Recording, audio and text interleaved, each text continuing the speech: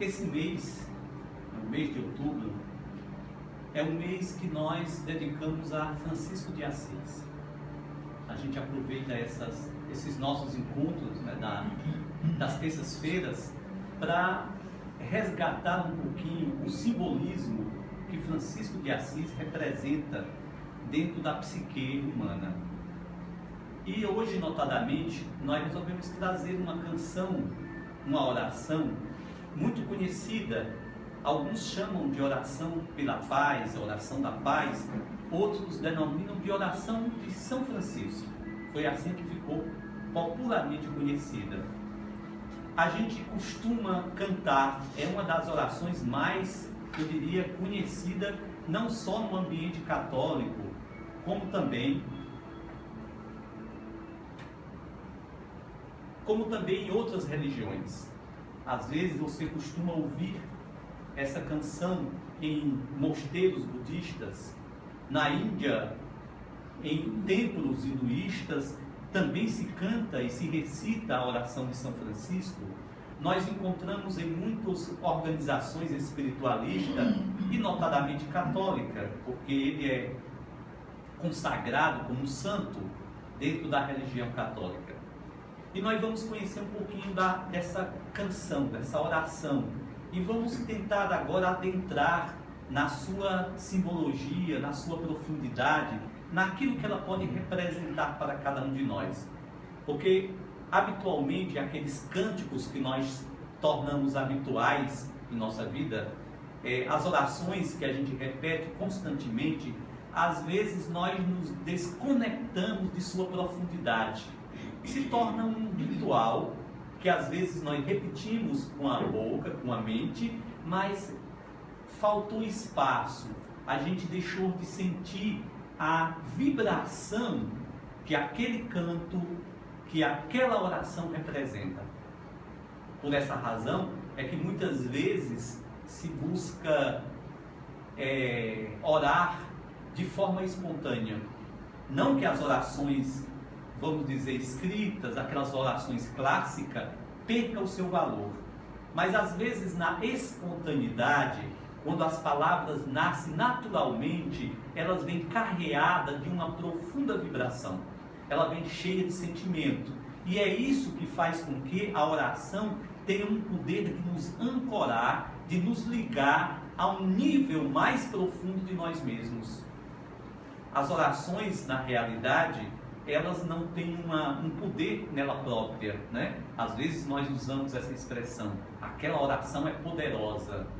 Mas o poder da oração está na capacidade que nós temos de sintonizar com o nível mais profundo de nós mesmos quando estamos recitando, quando estamos orando ou simplesmente quando nós estamos cantando.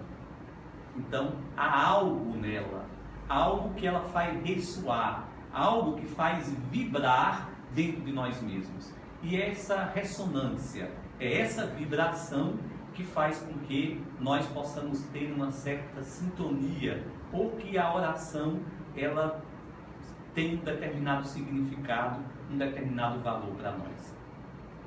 E essa oração de São Francisco, ou tida como oração de São Francisco, é muito conhecida, muito recitada, como eu já disse, não só no ambiente católico, mas diversas religiões utilizam essa oração devido à simbologia que ela representa, mas também devido à ressonância que essa oração tem. Nós podemos dizer como algo universal, que transcende as muralhas, que transcende as fronteiras das religiões, né?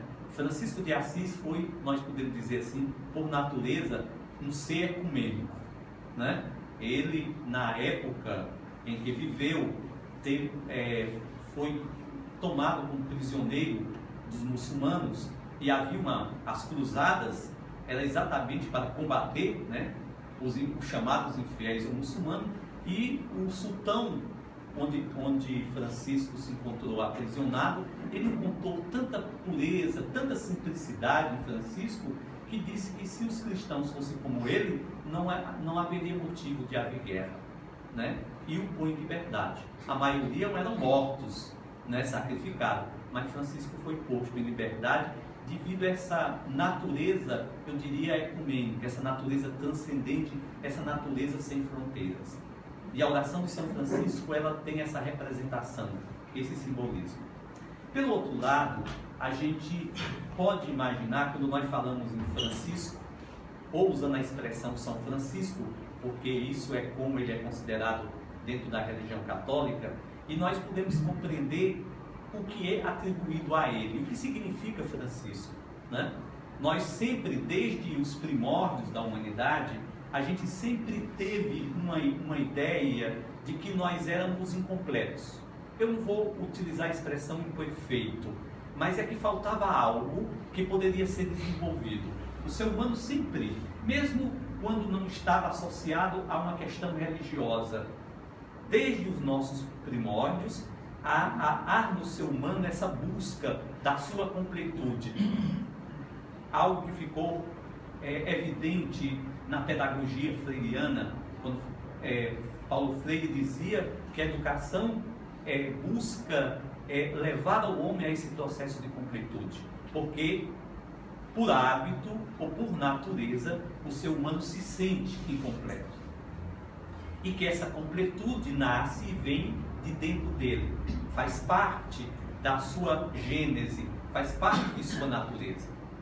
Daí a educação não é algo a se buscar fora, mas é algo a se promover e desenvolver dentro do próprio universo humano. Então, há dentro da nossa estrutura psíquica essa ideia, aquilo que nos falta, e nós projetamos a ideia da totalidade no que nós denominamos de Deus. Então, Deus, na construção psíquica do ser, é aquilo que representa a totalidade, aquilo que nada falta. Mas nós sabemos que somos imperfeitos, eu vou usar essa expressão de forma relativa, somos incompletos e buscamos essa completude. E de repente, pessoas como Francisco de Assis parecem nos demonstrar que se ele não atingiu essa completude, ele se aproximou dela. E ele está na nossa estrutura como um arquétipo, como aquele que nos mostra que é possível ir adiante, é possível ir além, é possível perceber, entrar em contato e desenvolver parte da nossa natureza que ainda não é conhecida, que ainda não é manifestada. Então ele está representado, Francisco e outros seres, como esse arquétipo do nosso inconsciente, que diferente de Deus, que representa a totalidade, ele é alguém que está no processo, está no caminho, e mostra que esse processo é possível. Ele mostra aspectos de nós mesmos que nós ainda não conhecemos. Está cristalizado e representado naquilo que o catolicismo, a religião católica, denominou de santo, né? Observe que a própria palavra santo, ele nos dá uma ideia de harmonia, uma ideia de equilíbrio, né? Por exemplo, os santos que começam com a letra A, nós usamos a expressão santo, ou que começa com vogais, né? Se começar com consoante, a gente usa a expressão são, aí dando a denotação do que significa são, ou seja, está, entre aspas, curado, não há desarmonia, não há desequilíbrio, não se encontra doente, né? Então nós andamos em busca da sanidade, nós buscamos esse estado de se encontrar, eu diria, são, de nos encontrar esse equilíbrio, essa harmonia, que é algo que nós conquistamos quando nós começamos a explorar e a desenvolver essa natureza interna. Então não há algo fora, nada que você possa adquirir lá fora que o torne mais amplo do que você é, mas somente o contato com você mesmo,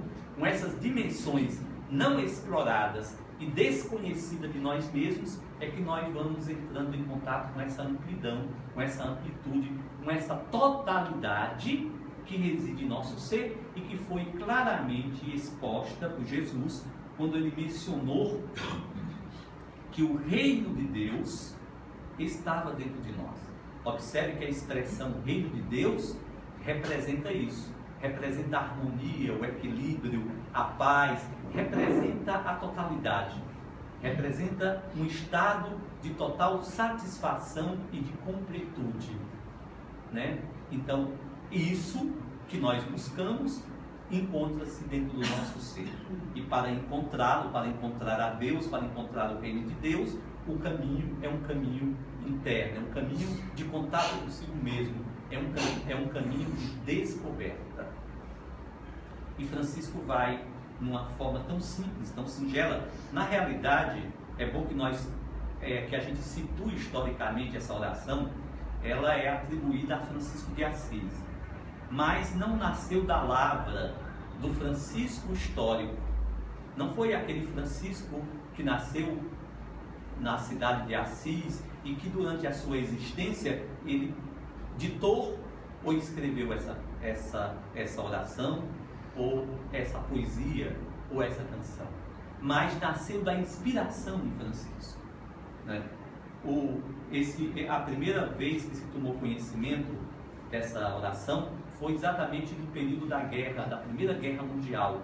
Naquela época, muitas pessoas mandavam para o Papa orações pela paz, e de repente chegou, no meio de tantas orações, chegou essa, e não se sabe ao certo quem a mandou, quem a escreveu. Não há uma origem, vamos dizer, uma autoria, mas que foi, naquela época, foi divulgada, e muitas pessoas começaram a fazer essa oração porque estavam num momento de guerra. Então as pessoas se encontravam para orar pela paz.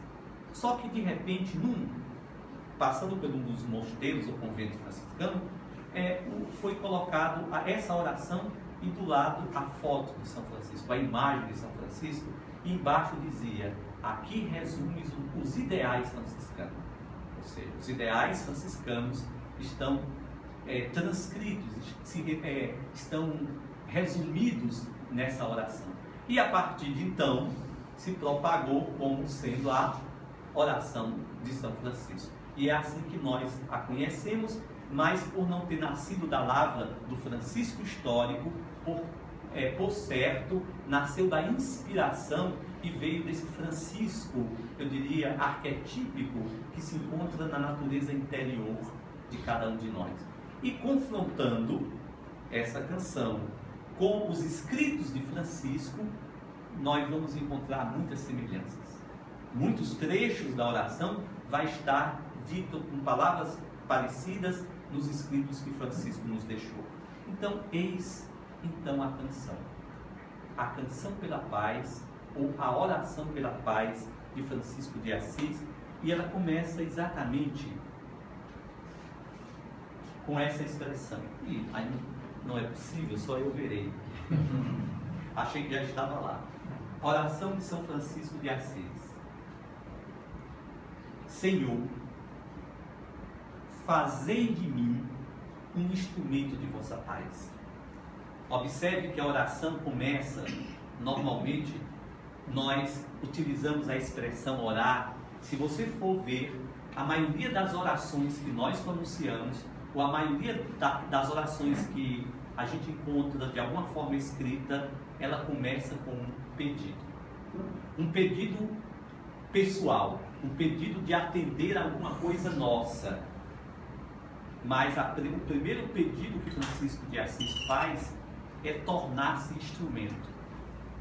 Tornar-se instrumento da paz. E olha a expressão que ela representa. Não é uma paz ordinária, não é uma paz qualquer, mas da vossa paz. E quando ele diz Senhor, está se referindo nesse momento, né, a expressão Senhor, a Jesus. Não a Deus propriamente dito, mas Jesus, aquele que veio, que mostrou ao mundo ser possuidor de uma paz profunda, de uma paz inabalável, de uma paz imperturbável.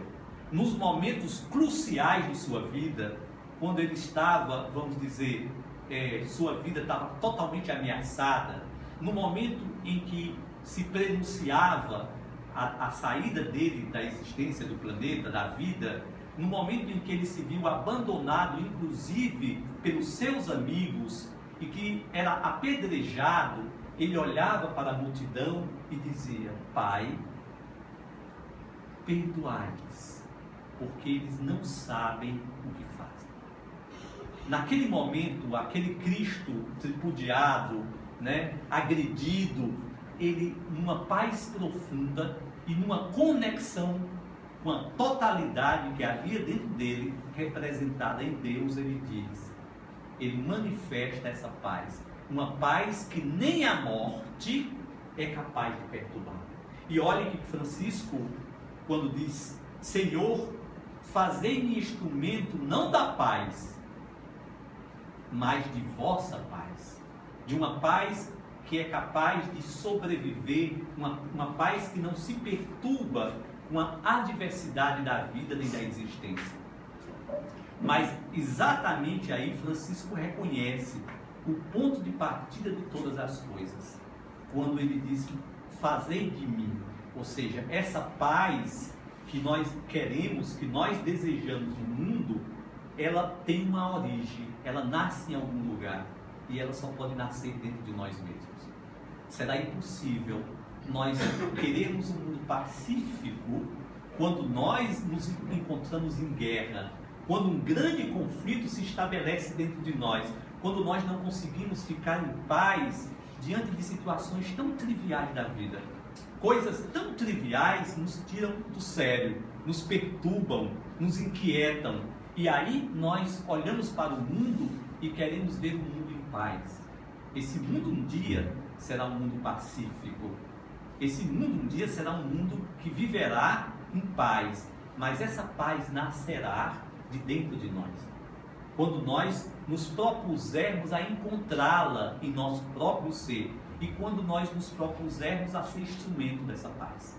Quando a gente decididamente der conta que só pode existir uma paz fora se essa paz residir dentro de nosso ser.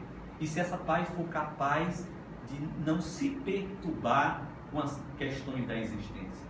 Principalmente com as questões mais atuais, às quais todos nós estamos sujeitos. A qualquer momento pode acontecer qualquer coisa. Então nós nos perturbamos e ainda assim desejamos que lá fora exista paz quando nós não cultivamos essa paz dentro de nós. Então não é possível estar lá. E Francisco começa a oração dele exatamente dizendo isso. Senhor, fazei de mim um instrumento de vossa paz.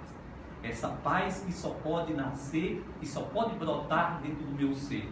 E quando ele roga ao Senhor, ele sabe que esse Senhor não é um ser histórico, não é um Jesus histórico que viveu em determinada época e que repercutiu de determinada forma na humanidade.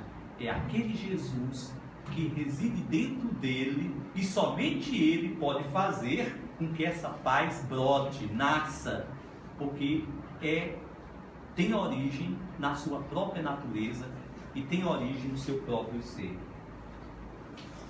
Onde houver ódio, que eu leve o amor.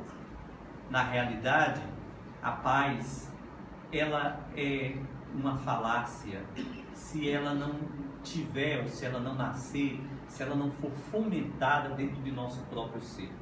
Então, enquanto nós transitamos pela vibração do ódio, da raiva, enquanto esses sentimentos predominam a nossa existência, enquanto nós ainda nos tornamos escravos desse sentimento, a paz, que é o que se quer no futuro, é o que se deseja. Eu diria que a paz seria a expressão de um coração tranquilo, mas sobretudo de um coração amoroso.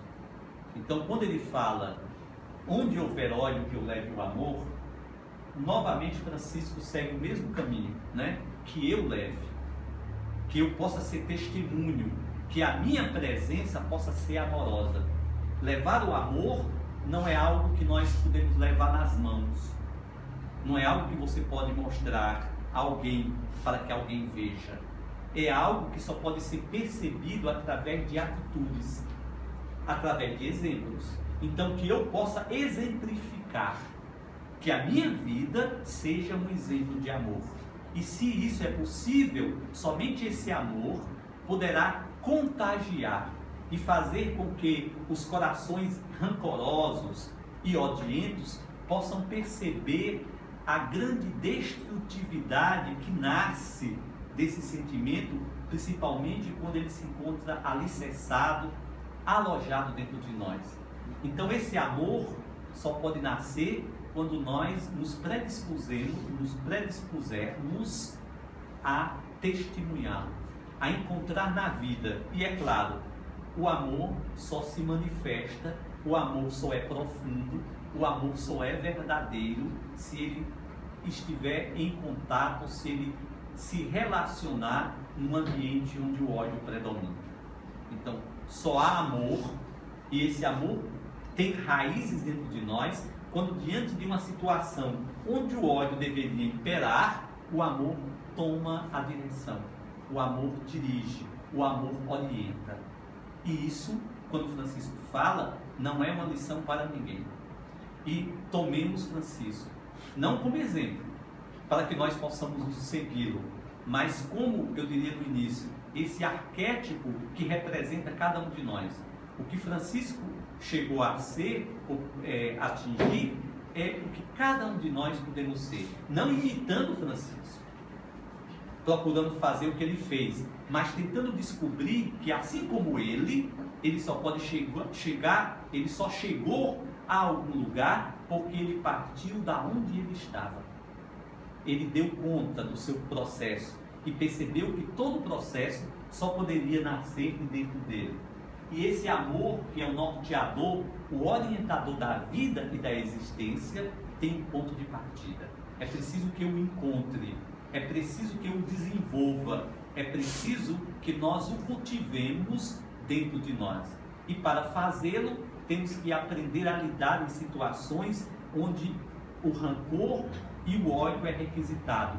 Quando de repente pessoas nos provocam, e aí, em vez de responder com a mesma vibração e com a mesma natureza, nós encontramos em nós uma energia altamente poderosa, capaz de dissolver o ódio. O ódio não prospera onde tem o amor. O ódio só prospera onde há ódio. Se alguém profundamente cheio de ódio manifesta esse ódio, e se o outro revida da mesma forma, esse ódio se amplia. Mas se não há revida, se o amor é que chega, então de repente esse amor é capaz de ativar no outro essa capacidade amorosa que todos nós possuímos, que existe dentro das pessoas que se encontram em estado de perturbação através do ódio. O amor também faz parte de sua natureza.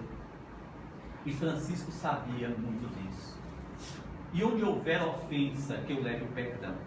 É aí quando nós falamos em ódio, falamos em amor, o perdão é esse elemento capaz, porque nós, às vezes, muitas vezes, nos odiamos ou temos raiva.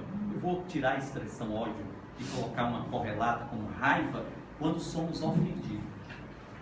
Qual é a diferença de raiva para ódio? Não é tudo irmão? A gente pode, é só uma expressão de que, às vezes, ódio, as pessoas... Quando a gente usa a expressão ódio, pode ser que muitos de nós pensem, não, eu odeio, eu sinto raiva, mas odiar não. Na realidade, ambas têm origem, têm a mesma natureza, mas a raiva parece algo mais passageiro e parece algo mais próximo de nós. Raramente alguém dirá que não sente raiva, ou que nunca sentiu, ou que não está propenso a sentir, mas a raiva tem a mesma natureza, né? Então a gente sabe disso. E quando somos tomados pela raiva, notadamente porque fomos ofendidos, então nós tendemos a revidar. E aí vem uma palavra mágica que Francisco coloca: perdão. Que eu possa levar o perdão onde há ofensa. Mas observe, não é Francisco que vai, com a natureza dele, onde duas pessoas estão se ofendendo, ele chega lá e com perdão. Não é possível. O perdão só nasce e só é possível nascer do ofendido. Somente o ofendido pode perdoar. Então, na realidade, que quando Francisco afirma isso, ele está dizendo: Senhor, é que eu possa levar o perdão quando eu for ofendido. Naquele momento eu possa reconhecer uma capacidade extraordinária da qual eu e toda a humanidade é possuidora. Essa capacidade de compreender e de perceber que, agindo de forma semelhante, eu não posso criar nenhuma situação que possa propiciar ao que nós chamamos de paz. Na realidade, se não há o perdão, pode gerar uma profunda discórdia. E esse perdão, por mais estranho que pareça, não é algo que nós oferecemos aos que nos ofendem. Às vezes a gente diz, eu te perdoo, né? Como se estivesse fazendo um favor para quem nos ofende. Na realidade, o perdão é algo que nós oferecemos a nós mesmos. Porque quando permanecemos ofendidos, permanecemos tomados pelo ódio, pela raiva, por conta da ofensa, nós envenenamos o nosso sangue, nós envenenamos nossa vida, nós perturbamos nossa paz. É impossível você estar em paz se você tem raiva, se você se sente ofendido, se você, ao perdoar, permitir que o outro siga o seu caminho e que porventura ele possa aprender com essa ação, mas é sobretudo algo que você oferece para você mesmo. Perdoar é um benefício, é um dos maiores benefícios que nós podemos nos oferecer, de sair daquele ambiente de dor, de sofrimento, de discórdia, oriundo da sensação de ter sido ofendido. Então, quando isso acontecer, dizia Francisco, que eu possa manifestar o amor, porque somente o amor é capaz de perdoar. E esse perdão é algo que se faz a si próprio. É um benefício que a alma faz a si mesma. Porque o ser que ofende e o ser que é perdoado não necessariamente irá ofender outra vez. Ele poderá continuar ofendendo. Ele pode não se beneficiar daquela atitude amorosa. Mas quando nós perdoamos, nós, ao contrário de segregar em nossa corrente sanguínea elementos que nos estressam, nós podemos colocar um sentimento de amorosidade, podemos trazer hormônios que nos traz alegria, que nos traz satisfação, que possa nos trazer o que Francisco de Assis iniciou na oração, possa nos trazer paz. E somente quem está em paz é que pode levar a paz e pode testemunhar a paz e pode influenciar pacificamente aqueles com os quais convive. E continuando a oração, Francisco diz, onde houver discórdia, que eu leve a união. Observe que essas palavras são palavras distintas. Nós vimos ofensa, nós vimos a palavra discórdia, né? E aí elas têm uma relação muito grande. Na realidade, a discórdia nasce da desavença, da discussão, de posições contraditórias sobre determinadas coisas e situações. A discórdia, ela se origina quando os indivíduos não conseguem perceber outras possibilidades além daquela que os seus olhos enxergam, além daquilo que ele tem como verdadeiro, como certo, como correto. E aí as pessoas brigam por questões, vamos dizer, até razoáveis, mas podem brigar absolutamente por nada, simplesmente porque não comungam da mesma ideia. E que eu possa levar à união. A palavra unir, ligar, interligar. A união só é possível quando as partes percebem-se fragmentos. Percebe que são partes. Às vezes nós estamos plenamente convencidos dos nossos argumentos. Vamos pegar um exemplo trivial. Duas pessoas estão conversando e elas têm posições diferentes sobre um assunto. Você está plenamente certo do que o seu assunto, a sua ideia é a mais correta, a outra é um absurdo. Vamos pegar um exemplo. Eu hoje estava passando num determinado lugar e tinha dois indivíduos conversando, né? Duas pessoas. E um dizia que nós deveríamos, que a solução para o Brasil agora seria uma ditadura militar e que ele desejaria que o Brasil, que os militares voltassem ao poder e que pudessem. O outro ficou chocado com a posição, né? Porque parecia que a ideia dele para o outro indivíduo era um absurdo sem conta, né? Eles estavam em discórdia. Para que houvesse união entre eles, só se ambos desse conta que, por mais certo que eles estejam, o pensamento deles é apenas uma ideia. Não necessariamente é a verdade. Não necessariamente é o que melhor poderia acontecer. Sem que a gente dê conta que, por mais elaborado que é a nossa visão da vida e do mundo, ela representa apenas um fragmento e que existe algo mais amplo que pode abarcar as coisas, a gente continua ainda limitado, estreito e eu diria, entrando em desavença e em discórdia. É quando a gente mantém a nossa opinião, a gente sabe que não tem outra forma de caminhar, senão segundo as luzes que nos move, que chega à nossa consciência, mas que as nossas luzes não abarcam, não abrangem a totalidade. Observe, não é que eu atingi a totalidade, agora eu compreendo tudo, mas é que eu sei que não atingi a totalidade.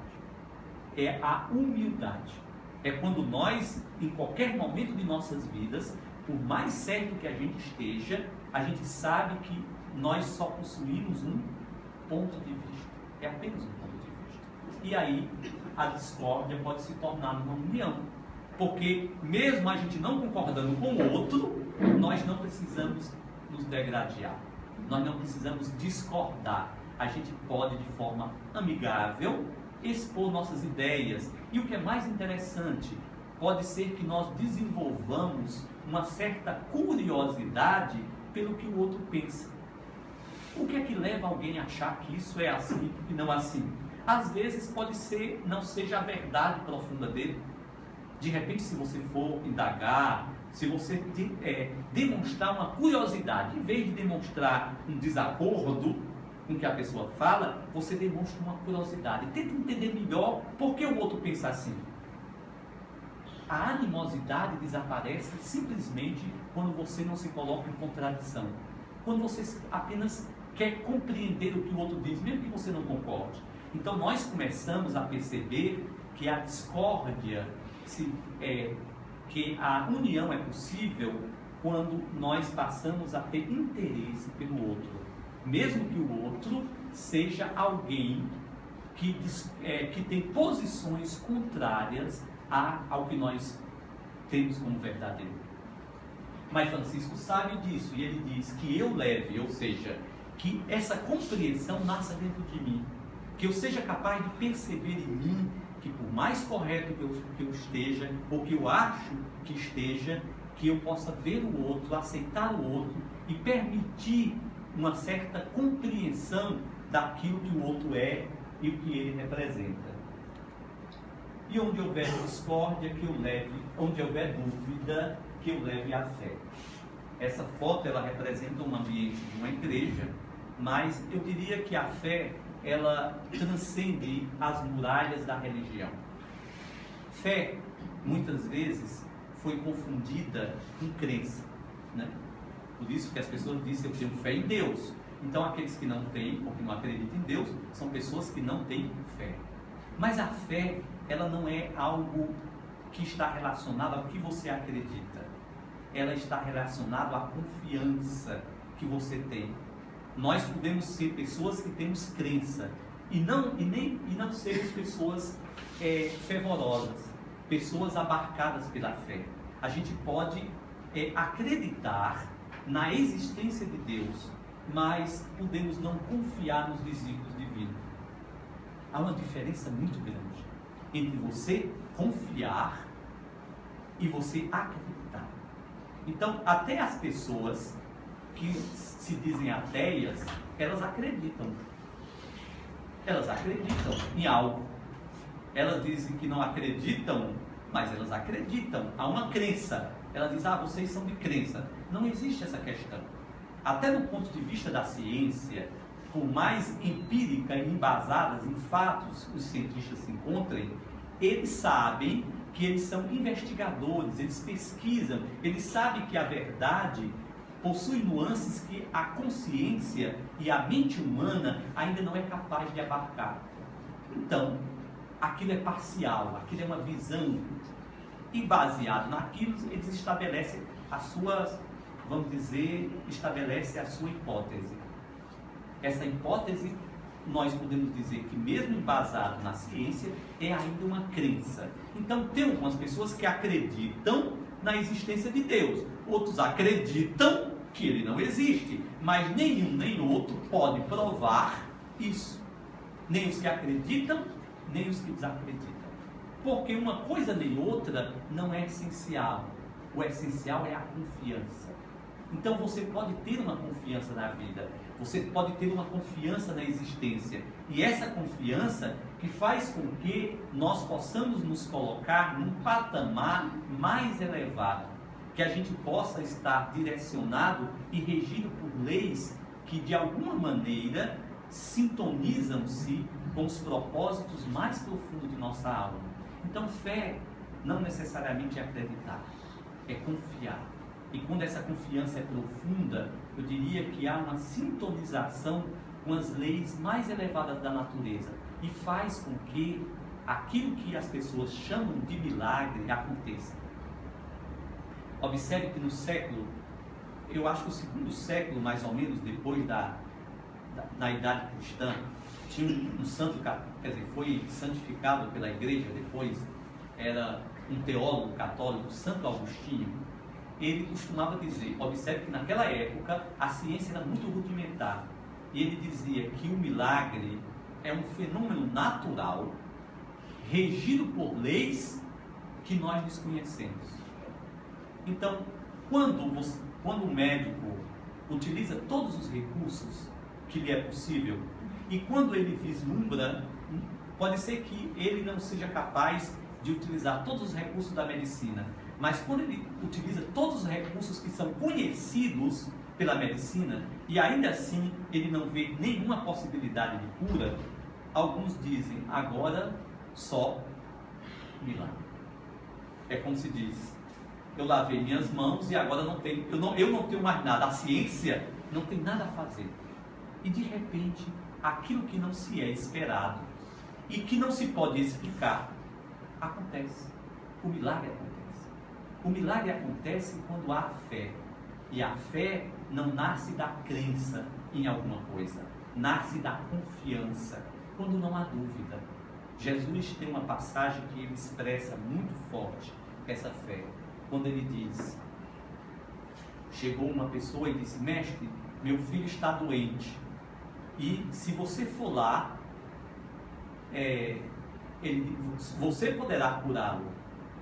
Aí foi e ele disse, então eu vou lá. Aí ele disse, de repente, não precisa ir, basta você dizer que ele estará curado. Então ele disse, então vá, porque ele vai estar curado. Não havia dúvida, observe. Não porque acreditava, porque não se trata de acreditar, se trata de confiar. E a dúvida não é dissolvida pela crença, mas é pela confiança. Não havia nenhuma possibilidade de não acontecer aquilo. Só havia uma possibilidade, o filho dele está curado.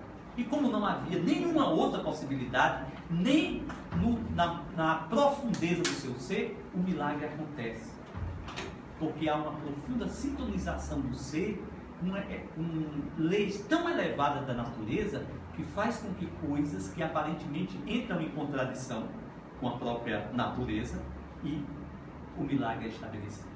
Jesus curou leprosos, pessoas que estavam no estado de, eu diria, de degeneração já, a parte do corpo caindo, e de repente havia um milagre que chegava a até restaurar determinada parte. A ciência de hoje não seria capaz de explicar esse fenômeno. Mas é claro que existem leis que a ciência desconhece, leis profundamente naturais que são mobilizadas por uma profunda fé que é uma confiança que nos faz ir adiante sabendo que sempre o melhor irá nos acontecer. Seguindo à frente, Francisco, e ali ficou: onde houver erro, que eu leve a verdade. A verdade para Francisco não é a verdade que nós comumente estabelecemos. A verdade irretocável, a verdade que não tem, que é única, a verdade que os outros devem aceitar. Mas como ele vinha dizendo sempre que eu possa fazer isso, é a verdade que eu sou capaz de perceber e compreender. Essa verdade que nasce da minha observação, essa verdade que nasce da minha relação e de meu diálogo com a vida, de meu diálogo com o mundo. E onde houver desespero, que eu possa levar a esperança. A oração de Francisco é um verdadeiro tratado, a gente pode assim dizer, né? É uma oração tão pequena, tão simples, mas ela abre espaços para que nós possamos compreender e perceber a nossa própria natureza. O desespero, ele nasce de uma situação, cada item vai se reportando ao item anterior. É a falta de fé. Quando nós não confiamos, quando nós não enxergamos os desígnios da vida, quando nós não percebemos a própria ação da existência, da natureza, então a gente se desespera diante de dificuldade. Para voltar, eu diria que a esperança não é a fé em si, mas é preciso que se haja esperança. Quando nós acreditamos que é possível mudar alguma coisa, a gente abre espaço para que a confiança conosco mesmo e a confiança com o universo seja restabelecida. Quando a confiança é perdida, então nós entramos num estado de desespero. A gente poderia colocar que o desespero pode ser uma desesperança, uma falta de esperança. Quando você não confia, você não espera mais que a situação possa alterar. E esse é um estado de degradação. É um estado em que nós nos colocamos totalmente prisioneiros de inúmeras possibilidades da vida. A gente deixa de acionar os recursos que existem dentro de nós, que são capazes, os recursos capazes de fazer com que a gente lide com aquela situação e possa suplantá-la, possa vencê-la, possa colocá-la como um elemento que passou na nossa vida, mas que não nos aprisiona. E quando ele fala na esperança, a esperança é o único elemento capaz. Eu diria, por isso que existe aquela expressão popular, que a esperança é porque depois que a esperança morrer, não resta absolutamente nada.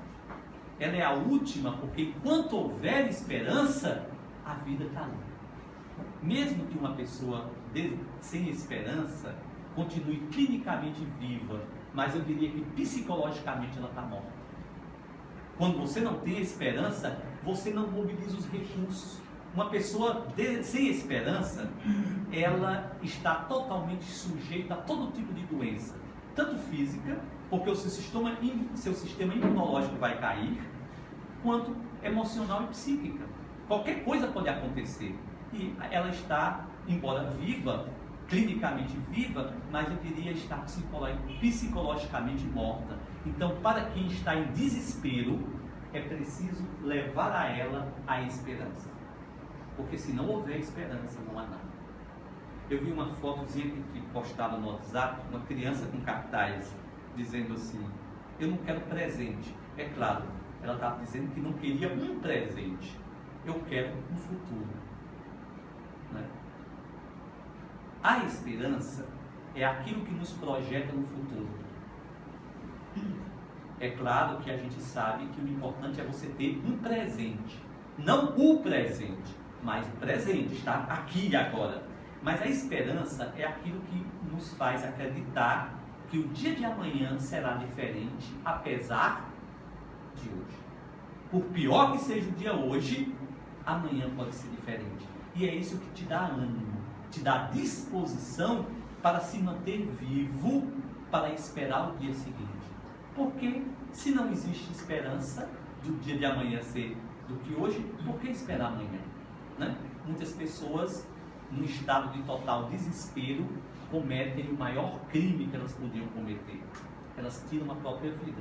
Mas por que elas vão continuar vivas até amanhã? As pessoas julgam e dizem, por quê? Porque elas vão esperar amanhã, se amanhã não existe mais nada. Significa dizer que elas perderam totalmente a esperança e estão num profundo desespero.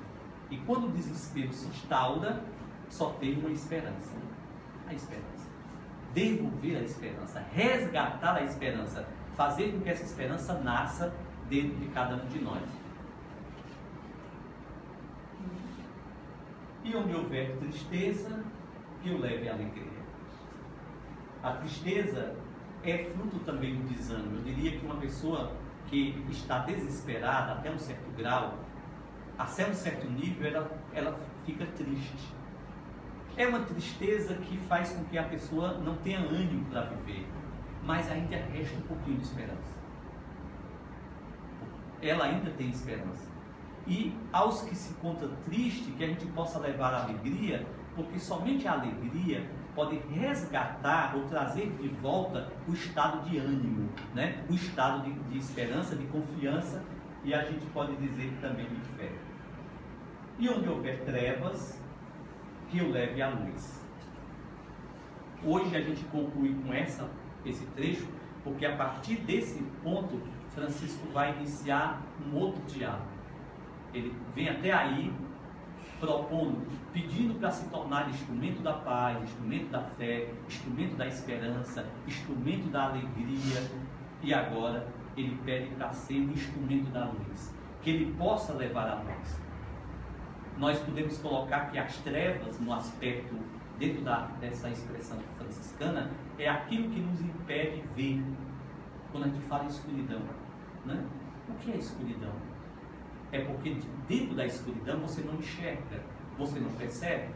Mas quando o Francisco fala na luz, ele não está falando na luz exterior, porque Francisco não pode levar a luz exterior, né? O sol vai brilhar para todo mundo. Há noites que não são escuras, tem luz, tem estrelas, e o homem desenvolveu técnicas de iluminar a escuridão, mas ele está falando da luz interior. Quando nós fechamos os olhos e não vemos nada, não conseguimos enxergar nada, então ele fala na possibilidade da gente começar a perceber que existe uma imensidão de possibilidade dentro de nós que nós não enxergamos. E Francisco, desde a primeira estrofe, desde o primeiro elemento, ele diz: só há uma forma de levar a luz ao mundo, de clarear o mundo, é quando eu dou conta e quando eu enxergo essa luz dentro de mim mesmo. Quando eu for capaz de perceber que essa luz reside no meu ser, que essa luz alimenta a minha alma e que essa luz está presente dentro de mim. E a gente encerra esse trecho da reflexão sobre esse poema de São Francisco. Ele é do demais profundo, né? A gente tentou compreender um pouquinho mais desses elementos e numa outra oportunidade a gente termina, porque a outra parte, né, desse poema, dessa oração, ele nos leva a uma outra reflexão. E eu diria, uma reflexão que é resultado e desdobramento do que nós refletimos até hoje.